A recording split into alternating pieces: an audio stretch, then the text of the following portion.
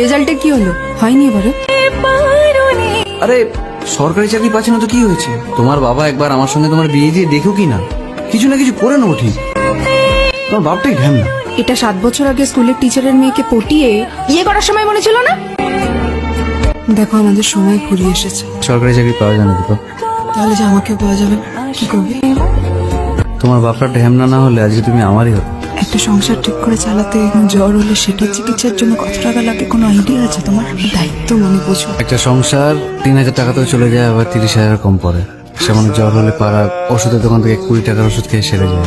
দায়িত্ব ওটা বুঝি বলে তোমাকে কোনোদিন বলতে তুমি নিজে চলো পালিয়ে বিয়ে করে। নিম্ন বিদ্যাপিত করে ছেলে তো ওই দায়িত্ব কর্তব্য সম্মান এগুলো খুব ছোট থেকে বুঝে ফেলতে হয়, কিন্তু মনে হয় আমি তোমায় বোঝাতে পারবো, সেজন্য তুমি আজকে তুম করে কেউ এসে থেকে সিঁদুর পরিয়ে দিলেই ভালোবাসা যায়। কষ্ট হবে জানো, এক সময় তোমাকে সাথে থাকবার কথা ভাবলেই কান্না পেতো, আর আজকে আমাদের শেষ দেখা হচ্ছে, কি অদ্ভুত না? বাজে কথা বলো না।